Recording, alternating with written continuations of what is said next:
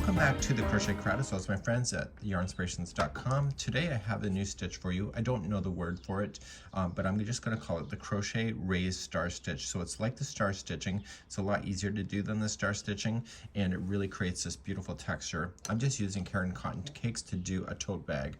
Now the reason why I'm doing a tote bag is that this stitch can only be done in the round. So it can only go constantly, and what I'm doing is a continuous revolution of this whole tote bag, so there's never any slip stitching involved.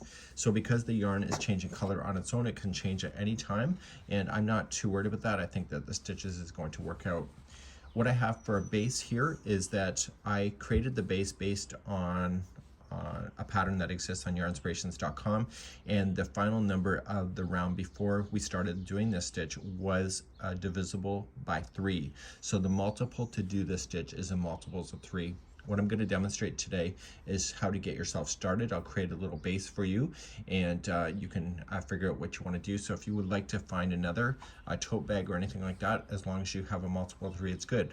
Now, if you're missing a stitch, maybe just put 2 stitches into the same. If you're having extra, do a 2 together stitch. As long as it's a multiple 3, this will always work out. So let's begin from scratch and showing you this stitch. I'm going to demonstrate the basic principle of this stitch, and what we want to do is yarn over and go into the eye of the star below, yarn over, pull through. We're going to come to the next eye, so we're going to yarn over, go to the next eye, and pull through, and you'll have 5 loops on the hook. You're going to yarn over and pull through all 5. Once you have that done, you're going to yarn over to create the eye of the new star stitch you just created. Now the star stitch is complete. The 2 empty stitches that you skipped, you're just going to apply 1 double crochet in each. They're kind of harder to get to when you're first learning this stitch, but once you get it, you get it. So you got 1 and then 2, and this will create the work so that this is solid in behind, as you see, so loose things should not be able to fall through. So let's begin and show you how to get to this moment, and we'll begin from that point. So I just created a mini circle just to give illustration to it. There is 36 stitches here. So normally what you would want to do in the bottom of a basket and etc. is do 1 row on the back loops only, so that it creates the turn. On the tote bag, I did not do that because I didn't think I needed to, but if you would like to do something like that, you would just chain 1 and just apply 1 single crochet in each one of the back loops all the way going around. Do not change the counts. 36 is divisible by 3, so no matter what size that you get, as long as it's divisible by 3, you should be good to go. I'm going to change up the story at the end of this revolution. We're not going to join it, and we're going to start immediately because I want to do a continuous revolution of that raised star stitch as I go. I'll see you at the end of the round.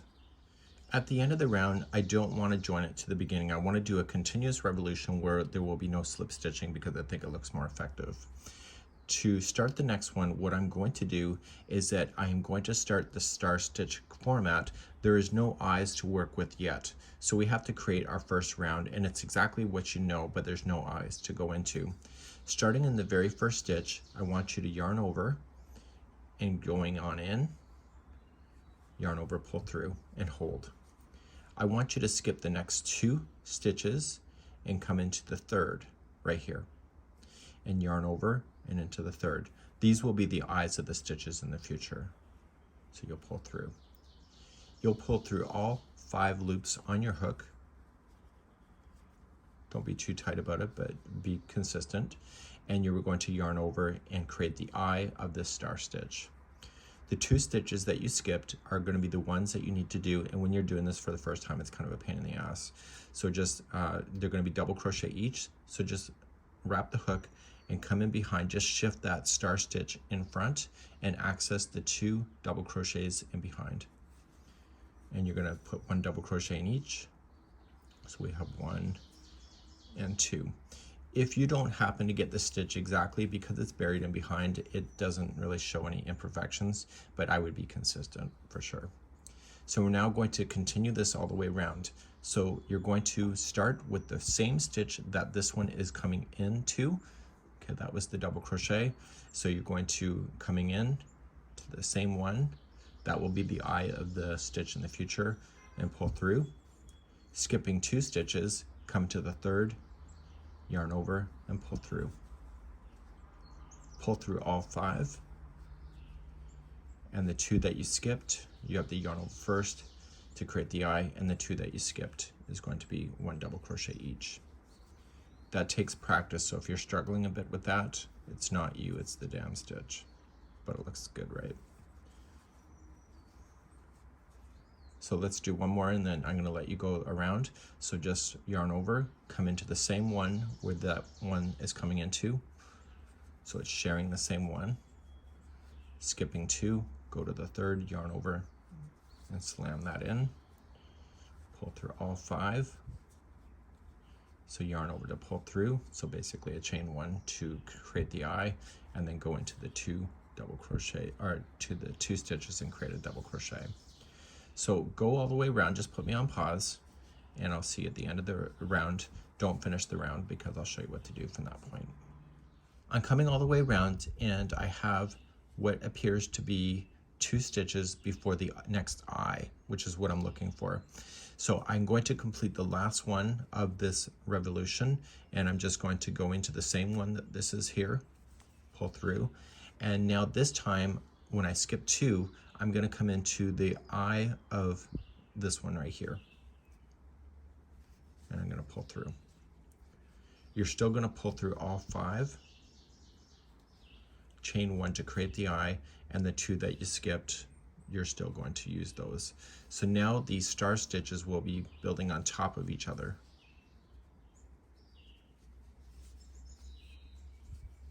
So now you just continue along. So to start the next one, see the eye, you're going to come straight on down. It's sharing with the last one you just did, so come on straight down, come into the next eye, and that's technically just skipped over 2 stitches.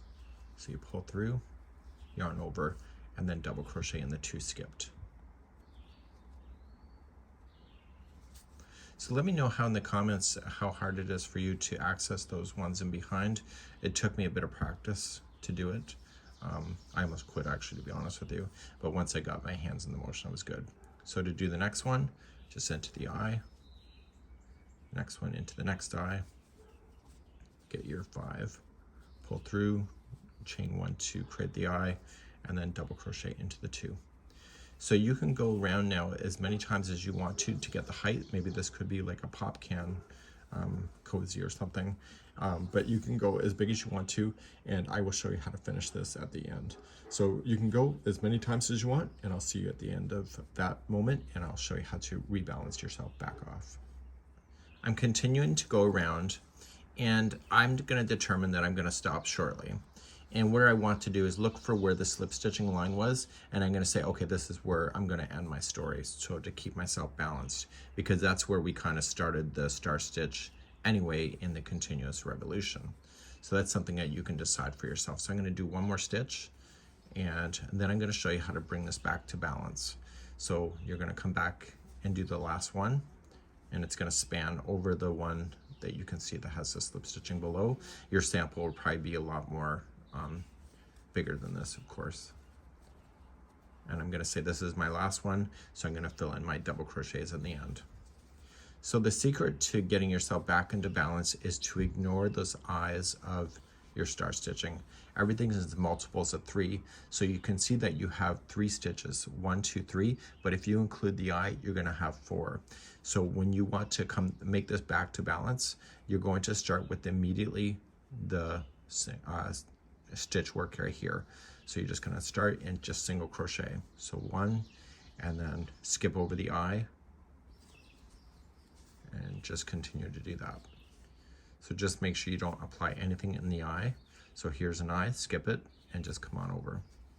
And all I'm just doing is single crocheting myself back around. You could double crochet, you could do any stitch really, as long as you don't include the eye as a count. And if you do include the eye, then you have to skip one of the other ones to bring this back into balance. So I'm coming all the way back around to where I had started, and I'm going into there, skipping the last star there, and I can see this is where I started, so I'm just going to slip stitch. And so I brought myself to being back into balance. You can see that there's no like lips, like growing too much and it's not collapsing. So I have the right count. So it's all about doing that. So you can have some really cool ideas with this if you really wanted to, maybe a basket, anything like that. But obviously the more that you build on top of each other, the more it can look like this. And you can see this is a great example of creativity, and it really does puzzle together nicely, and it does make a really hell of a great stitch. So this here is the raised star stitch.